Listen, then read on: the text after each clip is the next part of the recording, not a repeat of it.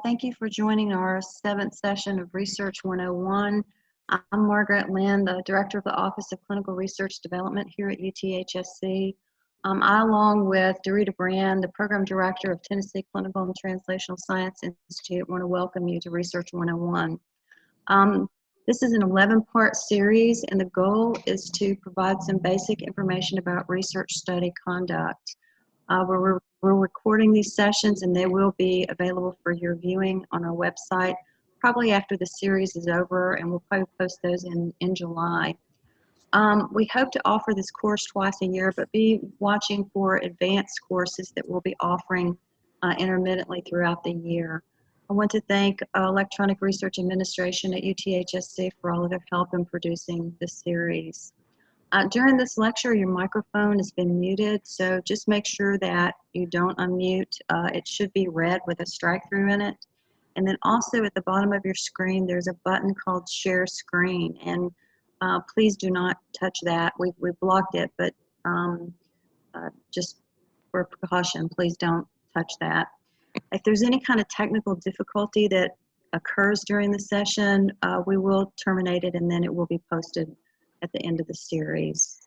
You will receive an evaluation by email after the session. We're running a little bit behind. You may not have received evaluations for session 5 and 6, but they are on their way. But after you complete those evaluations, you'll get a certificate of attendance. Dorita Brand and I, along with Risa Ramsey, who's providing support for nursing continuing education, have no real or apparent financial disclosures. Today's session is regulatory and essential documents record keeping, and our speakers are Dorita Brand, MSN, RN, CCRP, and we're welcoming Carol Hendricks, MSN, RN, CCRC. Excuse me, for Dorita Brand, it should be CCRC also. Dorita has been a registered nurse since 1986 and began her research career in 1990 as a nurse coordinator in a GYN department here at UTHSC. She's been in regulatory compliance and training positions for the last 10 years, assisting researchers in ensuring their adherence to regulations and guidance. She has vast experience in different job positions and research for over the last 30 years. And has been certified as a CCRC through ACRP for the last 24 years. Currently, she is the Program Director of the Tennessee Clinical and Translational Science Institute at the University of Tennessee Health Science Center here in Memphis, Tennessee. We're fortunate to have Carol Hendricks presenting also today. Carol has 38 years of nursing experience. 19 of those years were spent in labor and delivery and surgery, and the last 17 have been spent as a research nurse coordinator and now a research nurse manager. She's involved with the Mentor Match program through the Association of Clinical Research Professionals. She is currently the manager for the BIG study, which stands for Biorepository and Integrative Genomics Initiative at Le Bonheur Children's Hospital here in Memphis. And just as a definition, a biorepository is a collection of data or specimens for which the objective of research is currently unknown, but it will be used for future analysis for research. So this is a huge program, and the last time I talked to Carol, there were close to 20,000 specimens in that repository, and hopefully she'll be able to talk a little bit about her program today. So with that, Dorita and Carol, and I'm thinking someone is not muted right now. So if you can check your mute button and make sure you are muted. Okay, Carol and Dorita. Good morning. Thank you for joining us for session 7 this morning for Research 101. Carol and myself will be the presenters for this session, and we have no disclosures to let you know about. We will be discussing the essential documents. We will be discussing essential documents and the maintenance of those documents along with the best practices. No matter what the topic is, when we discuss research procedures, we must always be aware of the regulations and guidances that we must follow. The ICH GCP E6 R2 guidance and the Code of Federal Regulations provide us as researchers directions when discussing essential documents. Sorry. Next slide. So let's discuss what constitutes an essential document. The ICH GCP guidances defines an essential document as any document that allows the evaluation of the conduct of a study. It also defines the purpose of essential documents as the document showing compliance. Essential docs are also important in ensuring a successful study by demonstrating, as we've discussed in many of our previous presentations, the safety of our subjects and data integrity. The essential docs have to tell the story of the events taking place during the conduct of a study. For example, I was the coordinator on an industry trial that had been closed at our site for like 10 years. The pharmaceutical company was sold, and the new company wanted to pursue taking that particular study drug to market.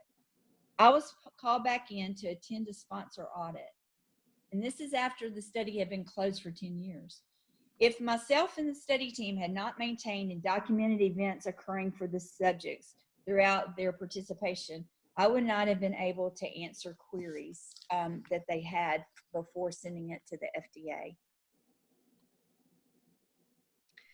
So specifically, Section 8 of the ICH guidance provides us with information on the essential documents that must be maintained. Section 8 groups I'm gonna call them EDs from this point on.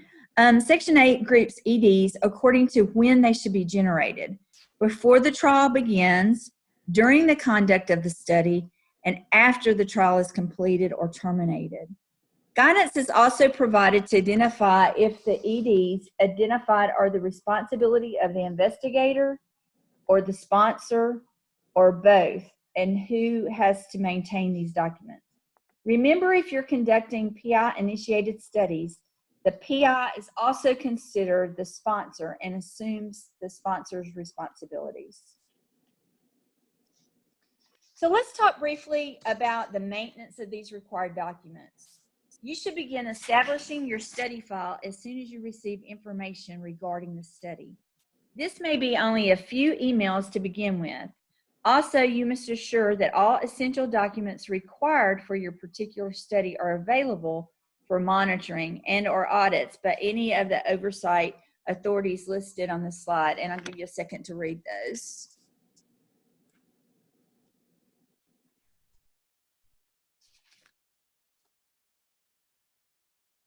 So far we've had a brief overview of what essential documents are and why we need them for our studies. Most of the remainder of the presentation will focus on specific documents and their maintenance. So most of us are familiar with the term regulatory binder. This file of documents can be maintained in a paper format, electronic format, or a combination of both. The regulatory binder or the file will comprise of study-specific information, essential documents, and regulatory documents. So one purpose of the regulatory binder or file is to demonstrate compliance and in a manner to protect our subjects. It also provides a means to organize the required documents, and it also demonstrates data validity that is being reported as part of your study. If we don't have valid data, then all of our subject procedures that we've performed is for nothing. So this puppy has several names, and I would bet he even has more names than are here. Get down, no, I'm sure he has a real name.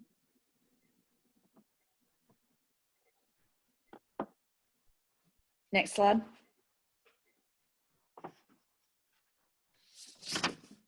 So, Dorita, we've lost your sound. Oh, wow.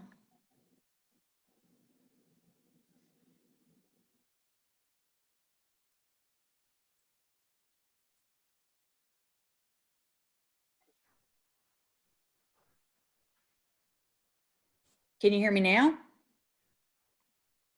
Holy moly.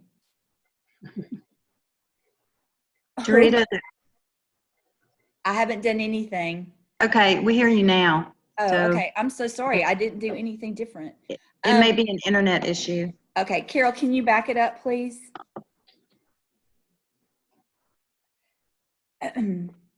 This puppy has several names, and I would bet he has even more names than are named here. Advance the slide.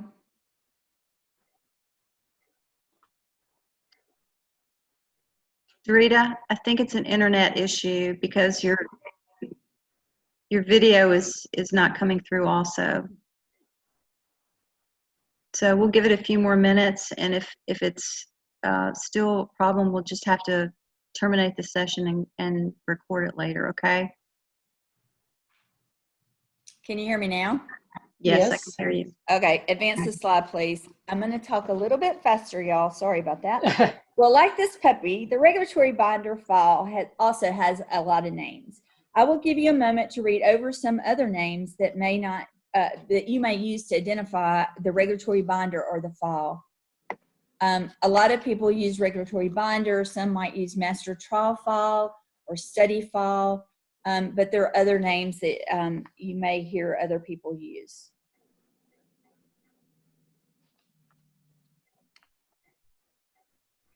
Regardless of what you call the regulatory binder or file and whether you maintain it in paper, electronic, or combination of those format, you need a process to label this file. It also should be maintained in an organized manner for easy access to locate specific information. Some best practices when labeling your paper binder is to place the following information on the outside of your binder or your notebook. Study-specific information, the PI's name, IRB number, the sponsor, as applicable to your particular study. You also should number your binders if you have more than one for a study. For essential documents maintained electronically, it is suggested that you place a folder on your computer and label it with whatever study identifiers that lets you know what study it is, such as those named that we talked about. Then create subfolders that correspond to the tabs of the paper binder and label the subfolders such as the IRB section or the protocol section. And Carol's going to discuss these tabs in more detail in just a few minutes. So we can't speak about tasks without discussing responsibilities. Exactly who's responsible for creating and maintaining electronic or essential documents? Well, the simple answer is pretty much anyone associated with the study. All study personnel at the study site, sponsor site, such as the monitor, and even our subjects are responsible for some essential documents. So let's not have the attitude of this bear cub. If you are delegated a task or responsibility, you must ensure that you will be effective in protecting our subjects and producing quality data. This attitude will help us to conduct a successful study. If we have the attitude of this little bear cub, we might not be very successful. BART has the right attitude we must adopt. Best practices to follow regarding the regulatory binder or file is to think about three categories. How are we going to maintain, how we're going to organize, and how we're going to store our essential documents.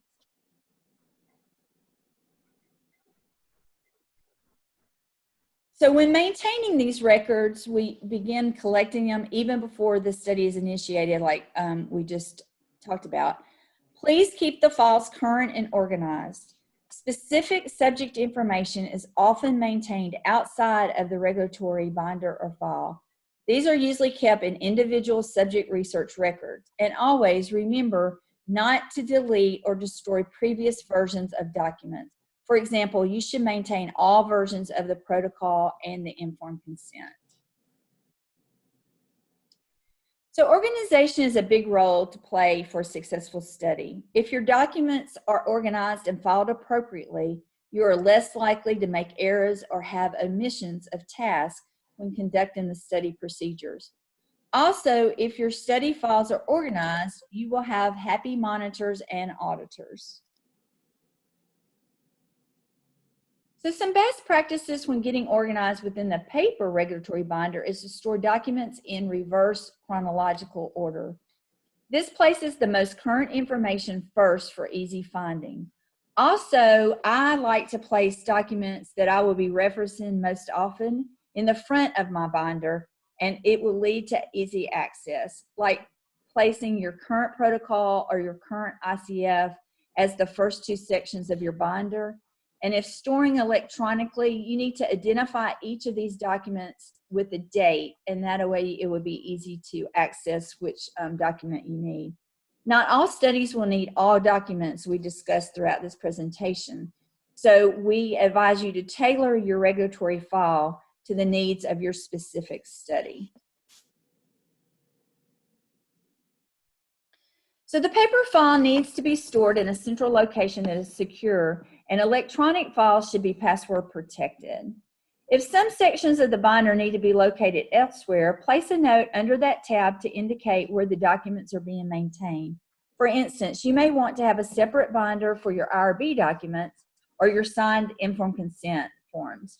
The list on this slide are additional suggested documents that you may want to maintain outside of the regulatory binder. I'll give you a second just to read some of those.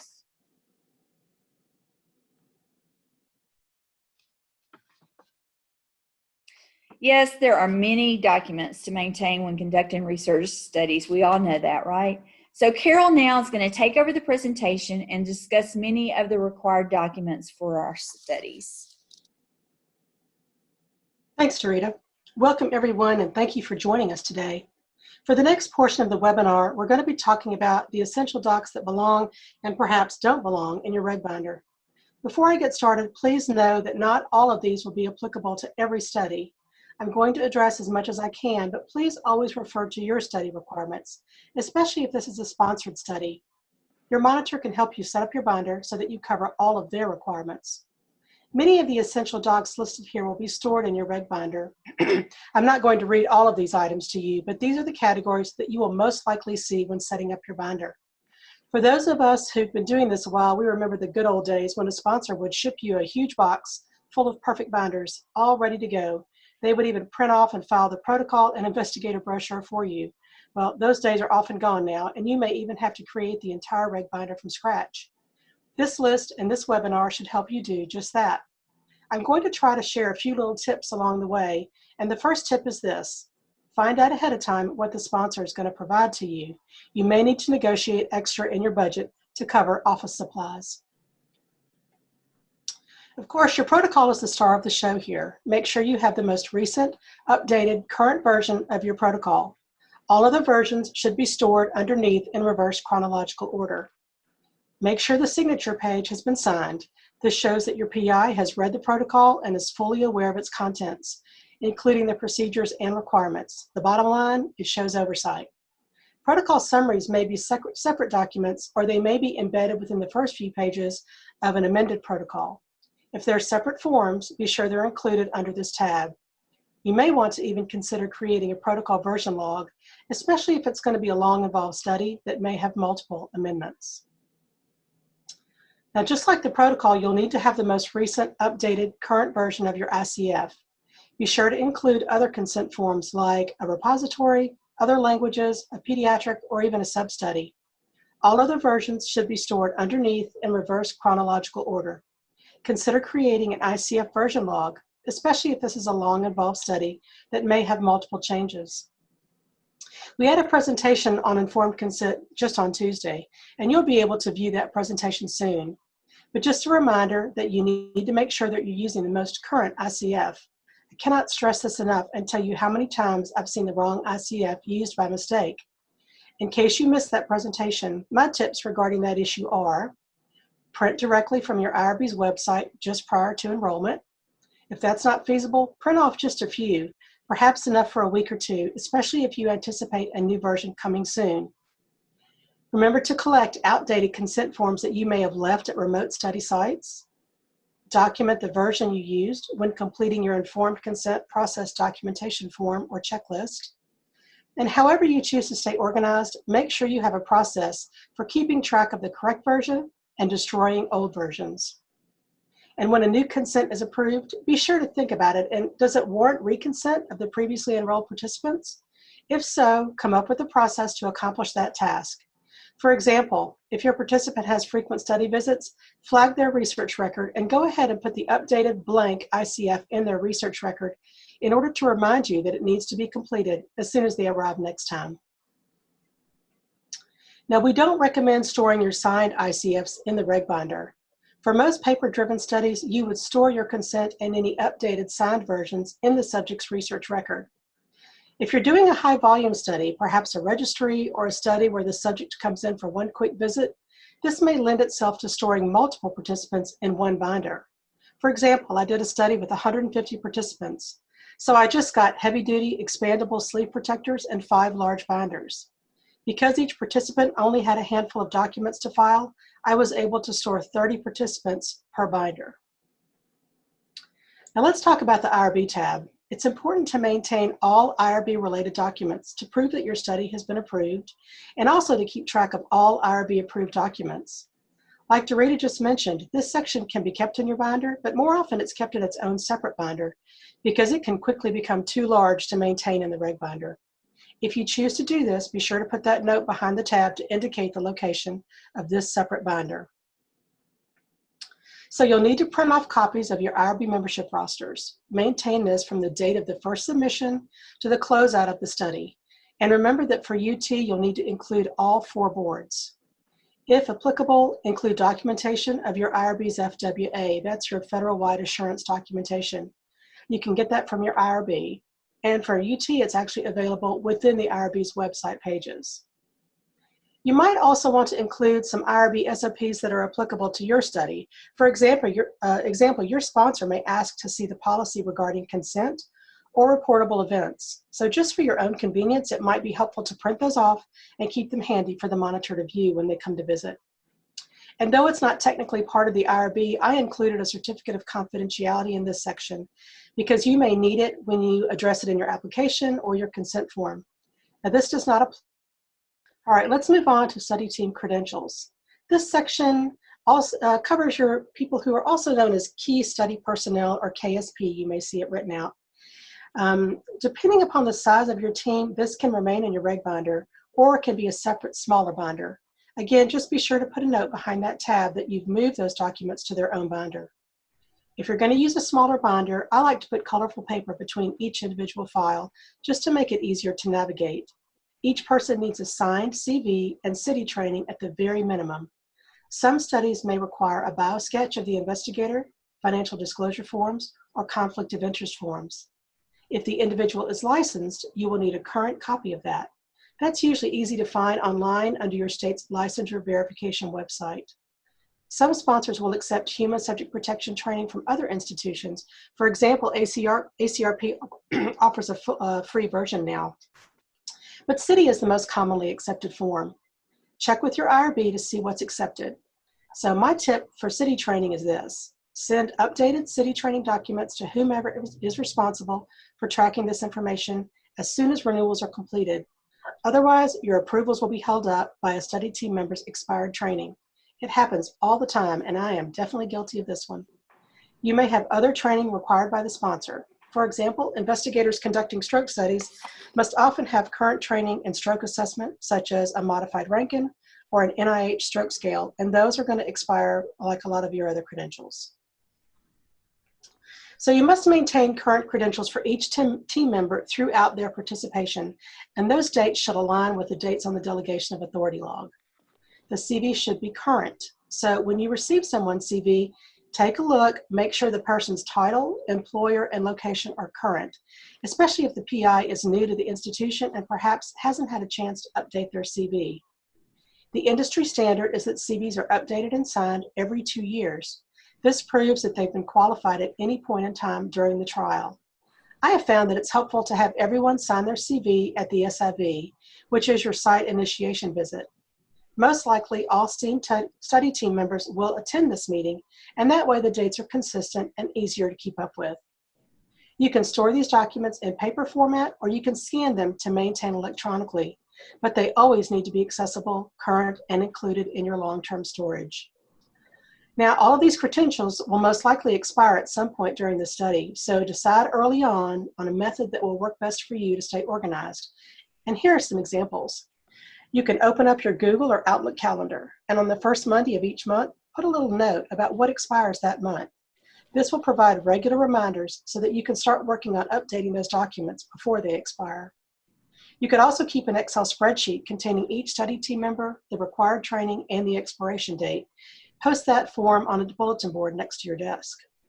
And finally, you could also review your binder once a month and flag things that are coming up for expiration soon. However, I really don't recommend this if you're doing a large study with many study team members because it gets overwhelming very quickly. Now, Dorita's going to take over and talk about a few other essential documents that belong in your reg binder. So training, as we discussed in a previous session, is essential. If you have not completed necessary training that's required for your study, I'm sure someone will track you down to get that training completed. Please don't look at training as an onerous task. Look at it as providing you with the knowledge you need to perform your delegated task. The left-hand side of the slide outlines some of the training you may be required to have. Remember, some specific training depends on your study that you're conducting. Training leads to knowledge. Knowledge is power, and that leads to our success. Success for us, success for the study team, and success for the study. In session 5, I presented the roles and responsibilities of the study team. It was discussed that the PI can delegate tasks to members of the team. This information is maintained on a delegation log and outlines the task assigned to each member. Some of you may refer to this log by any of the names listed on the left-hand side of this slide, and I'll give you just a second to read over those. An example of a DOA log is found on the right-hand side of this slide. This document should identify your key study personnel, match their signature and their initials with their name, and document what task they are delegated. Also, the time frame the team member is responsible for that particular task. As this log shows, it must contain the study identifiers and the signing and dating by the PI for each entry to show he has delegated those assigned tasks. Best practice for the DOA log is to keep this document current at all times throughout the life of the study and at the conclusion of the study. Now I'll turn it over. Oh, sorry. Now I'll turn it over to Carol to discuss the next study document.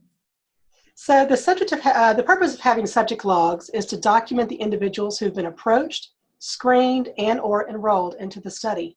Though the sponsor may have different names for these logs, you will most likely have a screening log which outlines who's been approached about the study and whether or not they were a screen fail or were enrolled into the study. You will also have a master log that gives much more detail about enrolled participants. Now, for a study where you may only have a handful of participants, perhaps only enrolling 1 or 2 a month, you can keep your logs in your binder if you prefer. But if you have a study with higher volume, like I talked about before, it may be easier to keep a separate binder for your logs just to make access quick and easy. Just be sure to put a note behind the tab stating that you're using a separate binder for these logs. Now let's talk for a minute about what goes on this log and how it's different from your master log. A screening log captures patients that have been approached or reviewed to determine their interest and eligibility. This should be comprehensive. Anyone that you've had a serious discussion with, or anytime you have reviewed PHI to see if they could be eligible, these folks need to go on this log. Oftentimes, your sponsor will pay for screening and request to see these logs in order to receive payment. So that's another reason that keeping accurate logs is important. On this log, you're looking to document their desire to participate as well as their eligibility. Then you will most likely see a spot somewhere to document whether or not they were enrolled based upon that information. There should also be a space to document why they were a screen fail or why they didn't enroll. So best practices for subject logs is one thing to remember is that you're not going to put any PHI on this log. The entries should be numbered chronologically. Each screening gets a separate entry, And be sure to number the pages carefully. For example, you would have 1 of 3, 2 of 3, 3 of 3, etc. When the screening and enrollment period ends, you want it to be very clear that you've included all screening activity. This log could also contain the status of participation during the trial. For example, if a participant withdrew or completed the study while the trial was still going on. Now, the master log is a bit different. Because you may have 50 participants that have screened for the study, but only 10 that have enrolled, your screening log and master log numbers will most likely not match. This log assigns a study number to your participant. Oftentimes, this is determined by the sponsor and will forever be their number. For example, participant number 008 will always be Mr. Jones. This log is very detailed and contains PHI, including their name, and possibly other things like their address, their date of birth, their email, or even phone numbers. Now, when it comes to phone numbers, I would suggest that you collect their phone number as well as a friend or a family member in case theirs is disconnected for some reason. Be as thorough as you can here. You need a way to contact participants to communicate issues regarding their current participation, but you may also need to talk to them years down the road. Maybe a new side effect or adverse event has been realized and it's associated with the study medication that they took during the study. Also, if your consents include a section allowing for contact for future studies, you're going to need a way to find them for that reason as well. I would also recommend confirming or updating contact info at each study visit in case there are changes. Now, I want to tell you a little story about a study I did many years ago. This study had a site at Tulane. It was an active study that was impacted by Katrina. Many of their participants evacuated and could no longer be found, requiring them to be removed from the study. This was really unfortunate because this was a very large international study and they could have just easily been transferred to another site where they could have continued their participation. Because of this, the sponsor began requiring contact information that included someone outside of their local area, just in case they had a natural disaster affect them. So I would consider keeping that kind of information handy if you're doing a large study that's going to go for a long time. You might want to have them include, you know, a sister or a friend or someone who lives in a different state or a different area so that you can always find them. Okay, case report forms.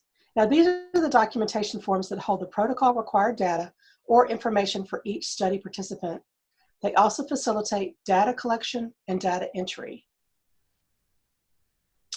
Case report forms are usually data collection forms, but they can also be questionnaires or worksheets. Blank copies of these should be maintained in the reg binder, but now remember that completed case report forms are maintained in the participant's research record. Now, best practices will tell us that completed case report forms are considered essential documents and should be maintained as such. They should be completed using Alcoa C methods and should be signed and dated by the team member who completes that form. The data must be consistent with your source docs. And of course, any errors should be drawn through with a single line, corrected, dated, and initialed.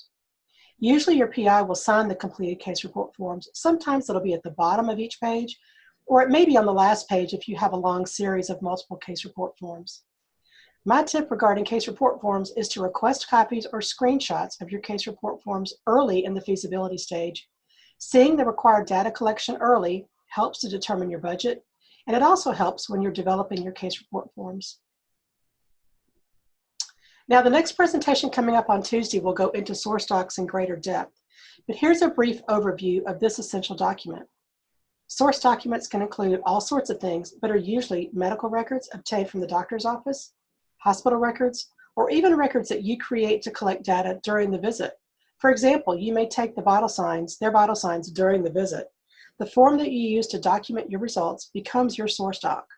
Also remember that source docs can be diaries, questionnaires, EKGs, x-rays, scans, and so much more. These items are rarely kept in the reg binder. You would find these in the participant's research record. Now let's move on and talk about investigational product. There's also going to be a session coming up in a few weeks regarding IP, but for today we're going to talk about the documentation that belongs in your reg binder. You'll want to be sure to keep all documentation related to the receipt and maintenance of IP. This could be drugs, medical devices, or even testing supplies. These documents cover all critical information about not only the IP itself, but details about how you fulfill your obligations for handling, storing, and dispensing this IP. Under this tab, you might find documents such as your investigator brochure, the package insert, manuals for devices, even a sample product label. This all depends upon the type of study that you're conducting. The sponsor usually provides very detailed logs for registering any product received. This will cover the shipment, receipt, dispensing, return, and/or disposal of any products. Quite often, you'll receive very specific training during the SIV on how to complete these logs. If your IP is shipped in a temp-controlled package, you may have a temp logger or a monitoring device packed alongside that IP. And that just, a little side note, that just says that the temperature was maintained throughout the shipping time period, from when it left the sponsor to when you received it. So the procedure for managing these little temp loggers would be discussed at your SIV, but know that if you have one, there will be associated paperwork each time you receive a shipment, and you're going to want to file all of that as well. So if applicable, you may also have randomization instructions or detailed instructions for unblinding. Depending on where you store your IP, you may even store it in a separate binder, especially if you work in an institution where the pharmacy stores or dispenses your IP. Just be sure to include a note under this tab documenting the location of the log if it's not kept in the reg binder. And if it's required by your protocol, it's going to be very important to maintain a daily temp log for your IP, whether it's room temp, which is often called ambient temperature, refrigerator, or freezer. Be sure to make note on the temp log of the required or acceptable temperature range for that particular product. Even though you may keep your log conveniently attached to the door of the refrigerator, remember that your monitor is going to want to see it. A copy of all related temp logs will also need to be included in long-term storage. Now, on a little side note, if your pharmacy keeps your IP, be sure to keep them in the loop regarding monitoring visits or audits, because they will need to make sure that their IP and temp logs are current and readily available. And also remember that in this case, the pharmacist needs to be included on that DOA, and you need their credentialing just like other study personnel. So my tip regarding IP documents, sometimes this paperwork doesn't always lend itself to easy filing in a traditional binder. You may get odd sizes or little scraps of paper that aren't easy to hole punch and file. So I found that a clear zipper 3-hole punch pouch works well for storing odd little sized package inserts, labels, or shipping paperwork. You may be working with other departments or testing centers to have lab processed. Keep in mind that the PI is still responsible for these departments since they have assumed oversight of the entire study. In order to make sure that they are qualified to provide data for your trial, you'll need to document their standards and credentials. Make sure you establish a good working relationship with the lab manager, as you will need to keep these items filed in your binder and you will need updates during the course of the trial. So some examples could be your CAP, your CLIA, your state license, also your normal reference ranges. Be sure that the list that they send covers all of the lab tests that are required in your protocol. Don't just assume that your protocol labs are on their list. You'll also need a copy of the director's medical license and signed CV every 2 years, just like other study personnel. So that being said, I would add all of these items to your credentialing schedule. Like, remember I talked about creating a little update on maybe your Outlook calendar? Include these as well, because these will also expire.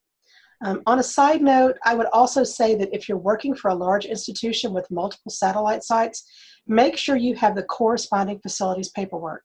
For example, if you work for UT, Methodist Le Bonheur Health, and your office is located at university, but your study enrolls participants at, say, Methodist South or Germantown or North, you need to have the credentials for that facility as well. Each location has their own documents, credentials, lab director, etc. All right, specimens. If your study includes the collection of specimens, you will want to document the processes involved in collecting and storing and shipping those specimens. Your sponsor will most likely provide you with a detailed specimen log, and the process for filling that out properly may be addressed at your SIV. If your specimen is collected at a remote site and transported to your department or to a local lab, consider using a transport log. If you're using a courier to move the specimen, you may want to include any documentation that the courier provides. For example, Blue Sky is a local courier here in Memphis. They actually provide online documentation for when they pick up your specimen, when they deliver your specimen. You can go in and print those off and file them along with your log or keep them in the research record. If you're going to use a courier like this, you may also want to print and file their policies and guidelines for transporting specimens. This is another tab which requires very clear documentation of temperature maintenance. If required by your protocol, it'll be very important to maintain a daily temp log for your stored specimens. Again, that could be ambient, refrigerator, or freezer. Even though you may keep your log conveniently attached to the door of your fridge, again, remember your monitor wants to see those, and copies of all related temp logs will need to be included in long-term storage.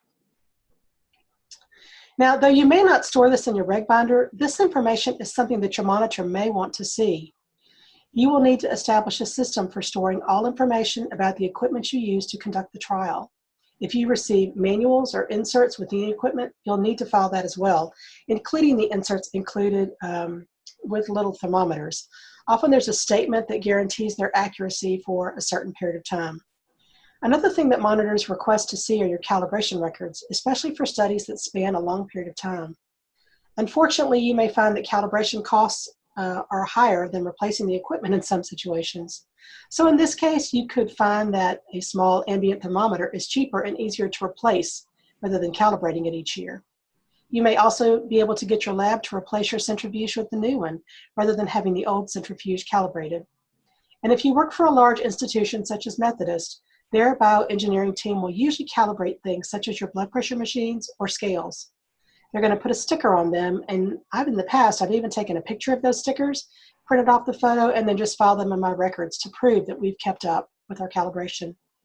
So however you choose to fulfill these requirements, just be sure to keep track of the paperwork generated in regards to your equipment, purchases, and ongoing maintenance.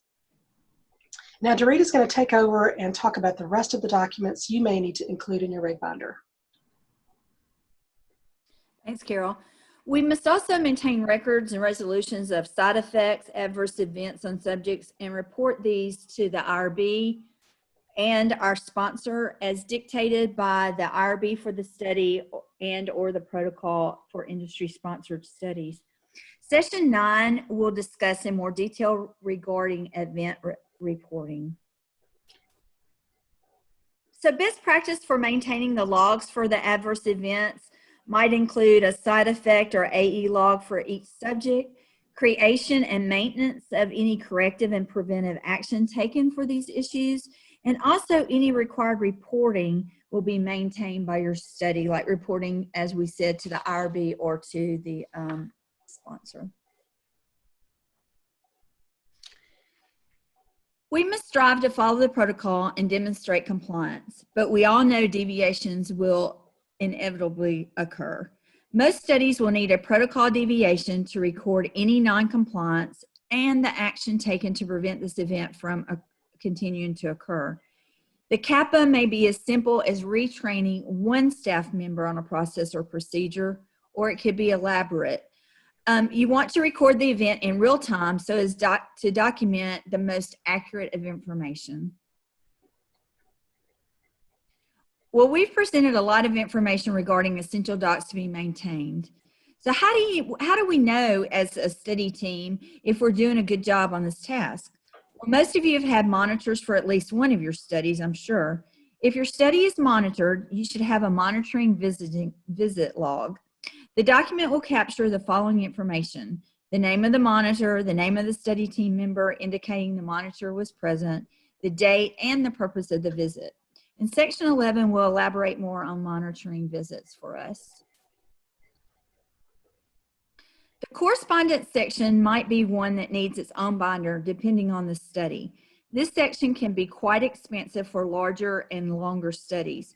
All significant correspondence should be maintained. The purpose of this is to create an audit trail and to tell part of the story for the study. Correspondence may come in many formats from many different people. These might include the sponsor, monitor, subjects, as well as others. If the correspondence is relating to an individual subject, such as a response from a medical monitor regarding a particular lab result, this information would usually be maintained in the subject's research record and not in this section in the research binder. For some clinical trials, we may have legal and financial documents to maintain. This section may include a 1572 document, contracts, or budgets. Usually these documents are maintained outside of the regulatory binder except for the FDA 1572. Any documents that are having to do with payments, including subject payments or incentives, are usually kept separately. The 1572 is usually stored in the reg binder, and make sure you maintain all signed versions of this form if it is required for your study. Sometimes we need to create additional documents to explain discrepancies or location of documents or to provide clarification. These are known as memos, or some of us that have been doing this for a while used to call them note to files until the FDA sort of started frowning on this verbiage. So most use the term memo or memo to file currently. When crafting these memos, be sure to follow Alcoa C and provide detailed description with pertinent information of the events you are documenting. An example of when a memo may be necessary is if your IRB requires a subject initial each page of the informed consent, and they inadvertently miss initialing page 6. The page contains the risk section for that informed consent, and you know the patient at the time of the signing of the ICF was aware of this information, so you need to, but they've missed signing or initialing that page. You would create a memo explaining this event, since it's important to document the subject was aware of the risk at the time of signing the informed consent and before participating in the study. I'm going to do a slide here about long-term storage, because you know your trial is finally going to come to an end, and you're going to want to prepare for that long-term storage. The requirements for length and location of storage will vary depending upon your sponsor or institution. So planning for long-term storage should be a consideration during study setup.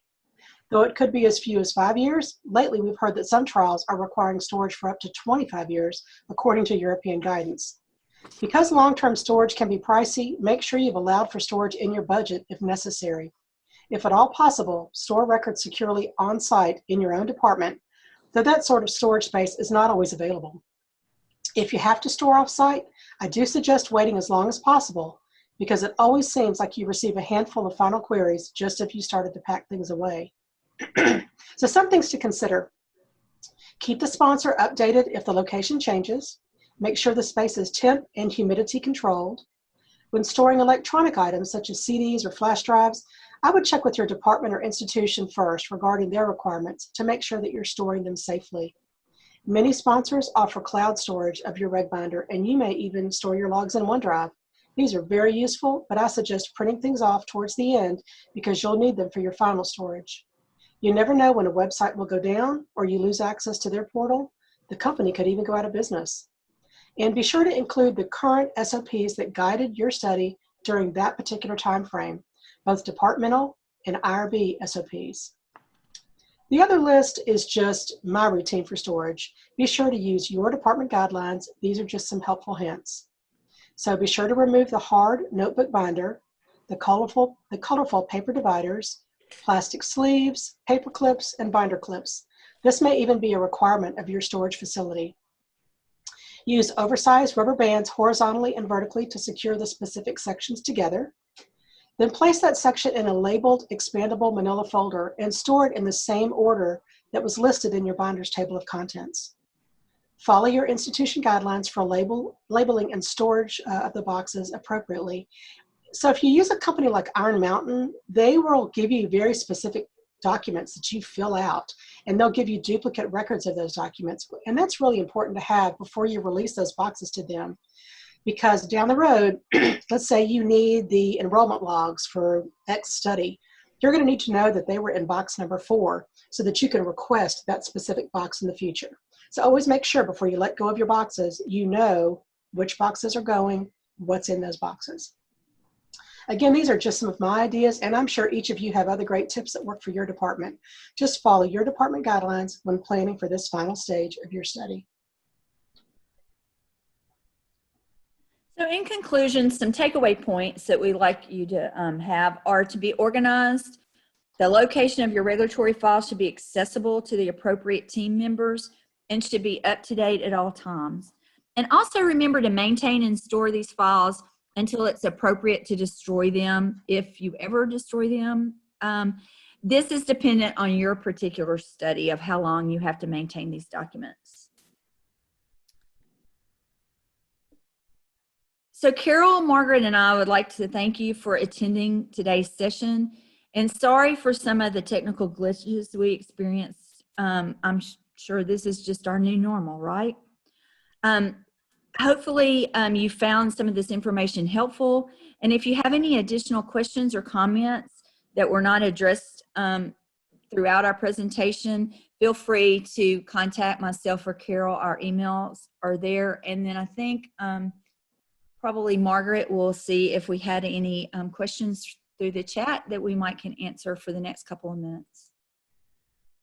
I didn't see any through the chat function, so thank you, Dorita, Carol. I want to remind everybody that our next class is June 16th at 11:30 when Carrie Moore, Director of Clinical Research at Children's Foundation Research Institute at Le Bonheur here in Memphis, will present on source documents. So thank you very much. Bye. Thanks, Thank you. everyone.